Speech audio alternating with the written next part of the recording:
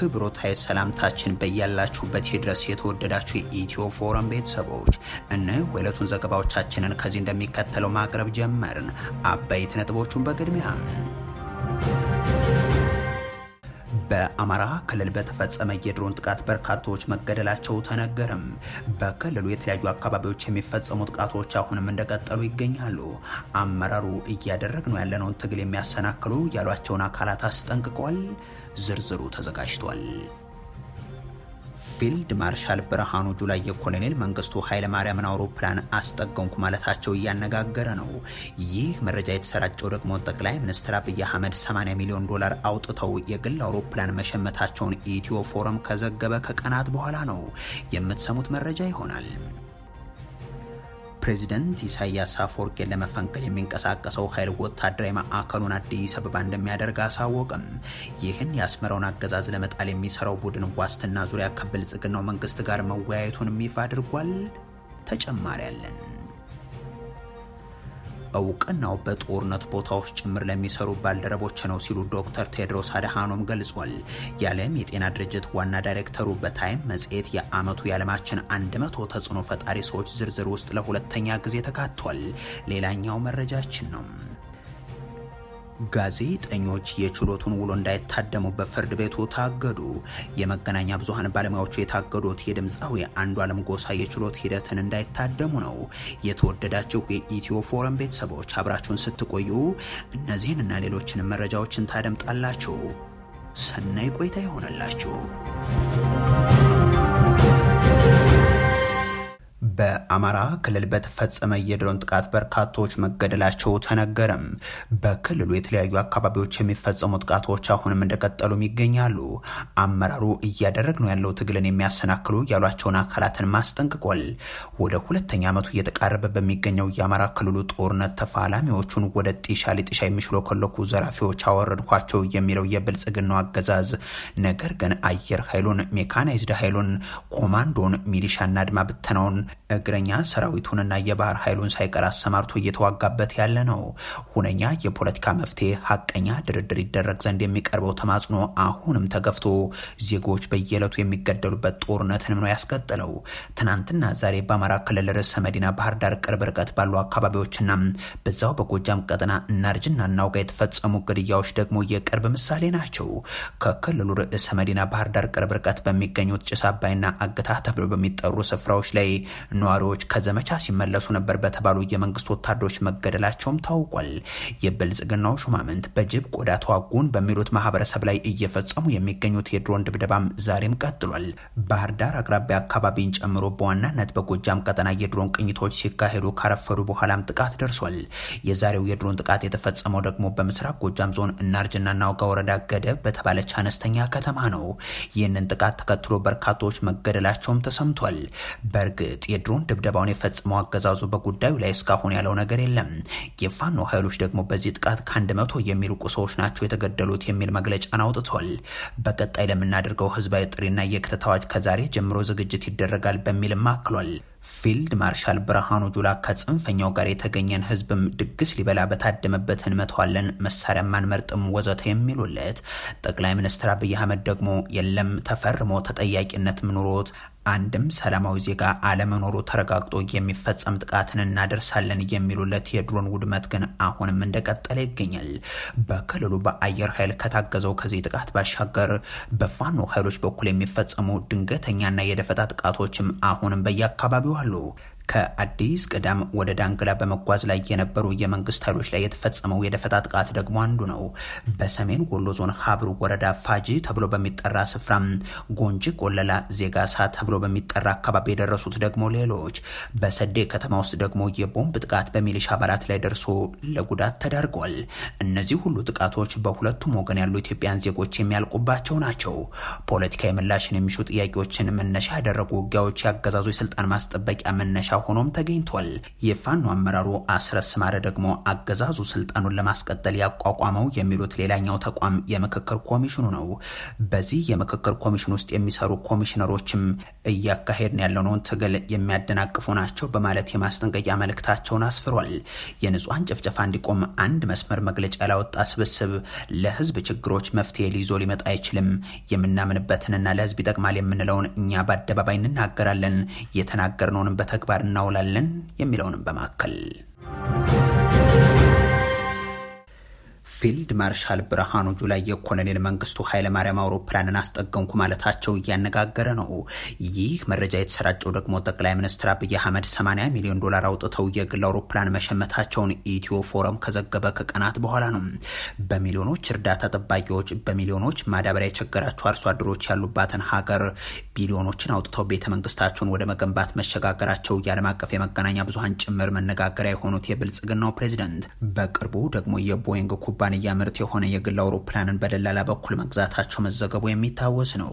የገዙት የግል የቪአይፒ አውሮፕላናቸው ንብረትነቱ የኢትዮጵያ አየር መንገድ እንዳይሆንና የአየር መንገዱን አረንጓዴ፣ ቢጫ፣ ቀይ አርማ እንዳይቀባ ማዘዛቸውም እንደዚሁ። ብዙዎች ለዚህ ምላሽ ለመስጠት ያለመ ያሉትን መረጃ ደግሞ ትናንት የመከላከያ ሰራዊቱ አሰራጭቶ የብልጽግናው ልሳናትም ተቀባብለውታል። ከደርግ ዘመን የላቀ ሰራዊት ገንብቻለሁ የሚሉት የቀድሞው የደርግ ወታደር ፊልድ ማርሻል ብርሃኑ ጁላም የደርጉ ሊቀመንበር ይጠቀሙባት የነበረችን አውሮፕላን እንዲጠገን አደረጉ ሲሉ ማሳወቃቸውንም የሚገልጽ ነው። ኮሎኔል መንግስቱ ኃይለማርያም በሀገር ውስጥም ሆነ በውጭ በሚያካሂዷቸው በረራዎች የኢትዮጵያ አየር መንገድና የኢትዮጵያ አየር ኃይል አውሮፕላኖችን የሚጠቀሙ መሆናቸውን የደርግ ዘመንን የተከታተሉ ሰዎች የሚገልጹ ሲሆን ከሀገር ሲወጡ የተጠቀሙትም ንብረትነቱ የኢትዮጵያ አየር መንገድ የሆነና ዳሽ 5 ተብሎ የሚጠራ አውሮፕላን እንደሆነ ጽፏል። የብልጽግናው መንግስት ደግሞ ኮሎኔል መንግስቱ ይገለገሉበት ነበር ያለውንና ከ37 ዓመታት በፊት ተበላሽቶ የተቀመጠ ሲል የገለጸው አውሮፕላንን ጠግኝ ለአገልግሎት አዘጋጀሁት ብሏል። ይህ ኮሎኔል መንግስቱ ኃይለማርያም በኢትዮጵያ ህዝብ ገንዘብ ገዝተው ለግል መጠቀሚያቸው ሲገለገሉበት እንደነበር ተደርጎ የቀረበው የብልጽግናው አገዛዝ መረጃም የተሳሳተ መሆኑን የሚገልጹ ጉዳዩን የሚያውቁ ሰዎች በ1981 ዓመተ ምህረት ቲዩ 154 የተሰኘና 40 ሰው የሚጭን አውሮፕላን ከሶቪየት ህብረት መንግስት በስጦታ የተበረከተላቸው እንደነበር ይናገራሉ።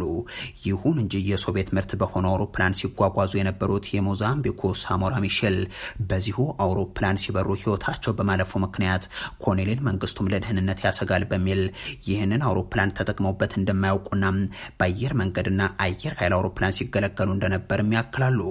ይህ አውሮፕላን በቅርቡ ጠቅላይ ሚኒስትር አብይ አህመድ በ80 ሚሊዮን ዶላር እንደሸመቱት ያለና ለግል መገልገያ ተብሎ የተገዛ ካለመሆኑ በተጨማሪም ንብረትነቱ የኢትዮጵያ ሆኖም የዘለቀ ነው። የፊልድ ማርሻል ብርሃኑ ጁላ መከላከያ ግን የቀድሞውን የኢትዮጵያ ፕሬዝዳንት መንግስቱ ኃይለማርያም አውሮፕላንን ከተጣለበት ጥሻ በማንሳት ለአንድ ዓመት በመጠገን ወደ ስራ መለስኩት በማለት የቀድሞው ፕሬዝዳንት በህዝብ ሀብት የገዙት የግል አውሮፕላን የነበራቸው ለማስመሰል ሞክሯል። ኮሎኔል መንግስቱ ኃይለማርያም ብቻ ሳይሆኑ አቶ መለስ ዜናዊና አቶ ኃይለማርያም ደሳለኝም የቪአይፒ አውሮፕላን እንዲገዛላቸው በኢትዮጵያ አየር መንገድ የቀረበላቸውን ጥያቄ ተገቢ አይደለም በማለት ውድቅ ሲያደርጉ ቢኖሩም ብልጽግና ግን ለጠቅላይ ሚኒስትር አብይ አህመድ ገዝቷል። ይህንን ማድረግ በኛ የተጀመረ አይደለም የሚል ይዘት ያለው መልእክትን ለማስተላለፍ እየጣሩ ያሉት ኢታማጆር ሹሙ የቀድሞ የደርግ መሪ አውሮፕላን ጥገና መመሪያ ሰጥተው የተጠገነ እንደሆነም ገልጿል። በእርግጥ ፊልድ ማርሻሉ ራሳቸውንና ሰራዊታቸውን ከናጦራቸው ከደርግ ሰራዊት ጋር እያገናኙ ሲገልጹ ያሁኑ የመጀመሪያ አይደለም። ከዚህ በፊትም የደርግ መንግስት ጦር የእግር ኳስ ክለብ የነበረው መቻለን ወደ ስራ አስገብተናል በማለትና ግማሽ ሚሊዮን ሰራዊት እንደነበረው ከሚነገርለት ደርግ በላይ ሰራዊት የላቀ ጦር ገንብተናል ሲሉ መናገራቸው የሚታወስ ነው። የደርግ ሰራዊት ለምሳሌ ወደ ግማሽ ሚሊዮን ይገመታል ተብሎ ይወሰዳል። ሰራዊቱ ግማሹ ሚሊሻ ነው፣ ግማሹ ብሔራዊ ውትድርና ነው። ብሔራዊ ውትድርናው በዛ ይላል። መደበኛው ሰራዊት ግን ትንሽ የነበረው ከኛ አሁን ካለን ሰራዊት ጋር ሲነጻጸር ግን የኛ ሰራዊት ሁሉም መደበኛ ነው። በቁጥርም ከፍተኛ ነው። በአደረጃጀትም ሰፊ ነው። ፕሬዝደንት ኢሳያስ አፈወርቂን ለመፈንቀል የሚንቀሳቀሰው ኃይል ወታደራዊ ማዕከሉን አዲስ አበባ እንደሚያደርግ ገለጸ። ይህን የአስመራውን አገዛዝ ለመጣል የሚሰራው ቡድን ዋስትና ዙሪያ ከብልጽግናው መንግስት ጋር መወያየቱንም ይፋ አድርጓል። የብርጌድ ንሓመዱ እንቅስቃሴ የኢሳያስ መንግስት ገንዘብ ማሰባሰቢያ የሆኑ ፌስቲቫሎችን ለማስቆም በሚል ምክንያት ይጀመር እንጂ የቡድኑ የመጨረሻ ግብ ከ30 ዓመታት በላይ በስልጣን ላይ የቆየውን የኢሳያስ አፈወርቂን መንግስት ማስወገድ እንደሆነ በተደጋጋሚ ሲገልጽ ቆይቷል። የእንቅስቃሴው አመራሮች ይህ የማስወገድ ስራቸው በትጥቅ ትግል ጭምር የታገዘ እንደሚሆን ከዚህ በፊት ከኢትዮ ፎረም ጋር በነበራቸው ቆይታ መግለጻቸውም የሚታወስ ነው። ይህንን የትጥቅ ትግል ወዲያውኑ መጀመር እንዳለብን ከዛ ሌላ አማራጭ እንደሌለን ወስነናል። ትጥቅ ትግሉ በዚሁ ዓመት በያዝነው ዓመት እንድንጀምረው ውሳኔ አስተላልፈናል። ያለነው የተዘጋጁ ወጣቶች በመላው ዓለም አሉ። እነሱን በዚህ ጥቂት ቀኖች እንዲመጡ እናደርጋለን። የሰለጠነ ነው፣ የተዋጋ ነው፣ ውጊያ የመራ ነው። እድሉን ብቻ ነበር ያጣነው። እድሉ ከተገኘ ኢሳያስ እንደማይቆይ በደንብ ነው የምናውቀው ማለት ነው። ሰራዊቱ ራሱ የኛ ነው፣ ከኛ ጋር ነው። እንግባባለን፣ እንታወቃለን። ወንድሞቻችን ናቸው፣ ቤተሰቦቻችን ናቸው። ስለዚህ የሚዋጋንም ኃይልም የለም። ለዚህ ነው በደንብ ተማምነን የምንናገረው ማለት ነው። ለበርካታ ዓመታት የኢትዮጵያ ተቋሚዎችን ከለላ በመስጠትና በመደገፍ ጭምር ይታወቅ የነበረው የአስመራው መንግስት የነበረ ቢሆንም አሁን የጥፋት አጋሮቹ ብልጽግናና ሻዕቢያ የገቡበትን ጸብ ተከትሎ የ4 ኪሎ አስተዳደር የጸረ ሻዕቢያ የኤርትራ ተቋሚዎችን እየደገፈ ይገኛል። እነዚህ ተቋሚዎች በሰመራም በአዲስ አበባም ቢሮ እንዲከፍቱ ስብሰባዎችንም እንዲያከናውኑ ከማስቻል በዘለለም ድጋፍ ስለማድረጉ የአደባባይ ሚስጥር ነው። የሆኖ ሆኖ ብርጌድ ንሓመዱ በአዲስ አበባ ከተማ የከፈተው ቢሮም በቀጣይ ወታደራዊ ማዕከሎቹ ሲቋቋሙ ማዕከላዊ ጽህፈት ቤት ሆኖ እንደሚያገለግል ማሳውቋል። የተቃውሞ ንቅናቄው በኢትዮጵያ ወታደራዊና ዲፕሎማሲያዊ ማዕከሎች ሊኖሩት እንደሚችልም ነው የገለጸው። ብርጌድ ንሓመዱን የሚቀላቀሉ ኤርትራውያን ዋስትና ስለሚያገኙበት መንገድም ከኢትዮጵያ መንግስት ጋር መነጋገሩን የእንቅስቃሴው አመራር ለቢቢሲ ተናግሯል። በአስመራ የመንግስት ግልበጣ ለማካሄድ የሚንቀሳቀሰው ብርጌድ ንሓመዱም በአዲስ አበባ ከተማ 22 ተብሎ በሚጠራው ሰፈር በሚገኝ አንድ ህንፃ ላይ የከፈተው ጽህፈት ቤት ስራ ያስጀመረው ባሳለፍነው የካቲት አጋማሽ ነበር።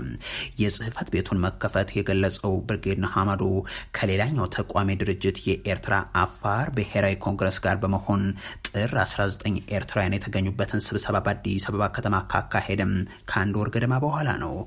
የብርጌድ ንሓመዱ የዲፕሎማሲ ክፍል ኃላፊ የሆኑት አቶ በየነ ገብረ እግዚአብሔር ከዚህ ቀደም በምዕራባውያን ሀገራት ሲከናወን የነበረው የተቃውሞ እንቅስቃሴም ከሌሎች ሀገራት በተለየ መንገድ በኢትዮጵያ መጀመሩንም ተናግሯል። የእንቅስቃሴው ተወካዮች ከኢትዮጵያ መንግስት ባለስልጣናት ጋር ንግግር ማድረጋቸውን የሚገልጹት አቶ በየንም ለብልጽግናው መንግስት ያቀረብነው ጥያቄም በኤርትራ ስር ነቀል ለውጥ እንደምናካሄድ ነው ብለዋል። በሀገር ውስጥ በሚፈጽመው በደል ሳቢያ በርካቶች እንዲሰደዱ ያደረገው የኢሳያስ አፈወርቂ አገዛዝ በተሰደዱባቸው ሀገራትም ተከትሏቸው የፋይናንስ ምንጩ ሊያደርጋቸው የሚያዘጋጃቸውን መድረኮችን በመቃወም የተጀመረው የብርጌድ ንሓመዱ እንቅስቃሴም ስር ነቀል የመንግስት ለውጥን በማምጣት ብሔራዊ ጉባኤ በማካሄድም ጊዜያዊ የሽግግር ተቋማትን የመመስረት ውጥን እንዳለውም ይገልጻል። በእርግጥ ይህ ንቅናቄ በምዕራቡ ዓለምን በቅርቡ ፈተና ገጥሞታል። ብርጌድ ንሓመዱን የሀገር ውስጥ አሸባሪ ድርጅት በማለት የሰየመው የጀርመን አቃቤ ሕግም ይህን ድርጅት በመመስረትና አባል በመሆን የተጠረጠሩ 17 ሰዎችን እያፈላለገ ስለመሆኑ መግለጹ የሚታወስ ነው። እውቅናው በጦርነት ቦታዎች ጭምር ለሚሰሩ ባልደረቦች ነው ሲሉ ዶክተር ቴድሮስ አድሃኖም ገለጹ። የዓለም የጤና ድርጅት ዋና ዳይሬክተር ዶክተር ቴድሮስ አድሃኖም በታይም መጽሔት የዓመቱ የዓለማችን 100 ተጽዕኖ ፈጣሪ ሰዎች ዝርዝር ውስጥ ለሁለተኛ ጊዜ ተካተዋል። ዶክተር ቴድሮስ አድሃኖም በታይም መጽሔት የ2025 ተጽዕኖ ፈጣሪ ዝርዝር ውስጥ የተካተቱት በዓለም የጤና ድርጅት ዋና ዳይሬክተርነታቸው ባበረከቱት አስተዋጽኦም ነው። እንደ አውሮፓውያኑ የዘመን ቀመር በ2020 ሰዎች በእኩልነት የጤና አገልግሎት እንዲያገኙ ባበረከቱት አመራር የተነሳ የመጽሔቱ የ100 ተጽዕኖ ፈጣሪዎች ዝርዝር ውስጥ መካተታቸውም አይዘነጋም። ዶክተር ቴድሮስ በገጻቸው ላይ ባሰፈሩ ጽሁፍም በዝርዝር ውስጥ መካተት በምሰራበት የዓለም የጤና ድርጅት ውስጥ ቀን ከሌሊት በመንደሮች፣ በከተሞች፣ በጦርነት ቀጠናዎች ጭምር የሚሰሩ ባልደረቦች እውቅና ነው ብለውታል። የዓለም የጤና ድርጅት ዋና ዳይሬክተሩ በትግራዩ ጦርነት ምክንያት የ68 ዓመት አጎታቸው ጦርነቱን ሽሽት ወደ ቤተ ክርስቲያን ሊጠለሉ ሲሄዱ መገደላቸው፣ የ16 ዓመት ልጅ የቤተሰብ አባላቸውም እንደዚሁ መገደሉ ከዚህ በፊት መግለጻቸው አይዘነጋም። የብልጽግናው ሹማምንትም ዶክተር ቴድሮስን የጁንታው ሰው ነው እያሉም ኢትዮጵያዊ ነን ብለውም እየገለጹ ኢትዮጵያዊው ዶክተር ቴድሮስ አድሃኖም በድጋሚ የዓለም የጤና ድርጅት ዋና ዳይሬክተር ሆኖ እንዳይመረጡ ይቀሰቅሱ እንደነበርም የሚዘነጋ አይሆንም። አሁን በተጽዕኖ ፈጣሪነትም ሲመረጡ በመጽሔቱ ላይ ስለ ዶክተር ቴድሮስ ሀሳባቸውን ያገሩት ዶክተር ላሪም ዶክተር ቴድሮስ የዓለም የጤና ድርጅት ኃላፊ ከሆኑ በኋላ የዓለማችንን የጤና አገልግሎት ሽፋን ቀይረውታል ብለዋል። የፈንጣጣ በሽታ ከዓለም ላይ እንዲጠፋ ቁልፍ አስተዋጽኦ ያደረጉት ዶክተር ላሪም የዓለም የጤና ድርጅት ኃላፊ ይህንን ማድረግ የቻሉት በበሳል አመራርና ሳይንሳዊ በሆነ ውሳኔ አሰጣጥ በመታገዝ ነው ሲሉ ማሞካሽቷቸዋል። ዶክተር ቴድሮስ ለዓለም የጤና ስጦታ ናቸው ያሉት ላሪም የዓለም የጤና ድርጅት ለመጀመሪያ ጊዜ የመሩ አፍሪካዊ መሪም፣ የመጀመሪያው ሕክምናን ያላጠኑ መሪ፣ ሚሊዮኖችን የገደሉን ዓለም አቀፍ ወረርሽኝን የተጋፈጡ የመጀመሪያው መሪ፣ አሁን ደግሞ አሜሪካ ከመሰረተችው ተቋም ፍትሃዊ ባልሆነ መልኩ ስትወጣ የተጋፈጡ መሪ ናቸው ሲሉም በመጽሔቱ ላይ ጽፈዋል። አክለውም በ194 ሀገራት የሚገኙ ሰዎችን የጤና የመጠበቅ ኃላፊነት እየተወጡ የሚገኙ ናቸው ብለዋቸዋል። አመራሩ መርህ ላይ የተመሰረተ ነው፣ ሀቀኛ ነው፣ ውጤት ተኮርም ነው፣ ዓለማችንን ከዚህ በፊት ከነበረው በበለጠ ጤናማ እንድትሆን አድርጓል በማለትም ዶክተር ላሪ ታይም መጽሔት ላይ ምስክርነታቸውን አስፍሯል። ዶክተር ቴድሮስ አድሃኖም የዓለም የጤና ድርጅት ዋና ዳይሬክተር ሆኖ ከመመረጣቸው በፊት እንደ አውሮፓውያኑ የዘመን ቀመር ከ2012 እስከ 16 ድረስ የኢትዮጵያ የውጭ ጉዳይ ሚኒስትር፣ ከዛ ቀደም ብሎ ደግሞ ለበርካታ ዓመታት የሀገሪቱ የጤና ሚኒስትር ሆኖም አገልግሏል። ዶክተር ቴድሮስ የኢትዮጵያ ጤና ሚኒስትር ሆኖ ባገለገሉባቸው ዓመታት በኢትዮጵያ የጤና መሰረታዊ አገልግሎቶች መስፋፋታቸውና የህፃናትና የእናቶች ሞት መቀነሱም ይገለጻል። የመገናኛ ብዙሃን ባለሙያዎች የድምፃዊ አንዱዓለም ጎሳ የችሎት ሂደትን እንዳይታደሙ በፍርድ ቤት ታገዱ። ዛሬ አዲስ አበባ ውስጥ ያስቻለው የፌደራሉ የመጀመሪያ ደረጃ ፍርድ ቤት አራዳ ምድብ ችሎት በፍቅረኛው ወጣት ሞዴል ቀነኒ አዱኛ ህልፈት ተጠርጥሮ በምርመራ ሂደት ላይ የሚገኘው የአርቲስት አንዱዓለም ጎሳ ጉዳይ በታየበት ችሎት ነው ፍርድ ቤቱ የመገናኛ ብዙሃን ችሎቱን እንዳይታደም ያገደው። በዛሬው ችሎት ፖሊስ የመገናኛ ብዙሃን በተለያዩ ጊዜያት የችሎቱን ውሎ በተደጋጋሚ አዛብተው ዘግበዋል በሚል የምርመራ ሂደቱ ላይ እክል በመፍጠር ቸው በችሎቱ እንዳይታደሙ ጠይቋል።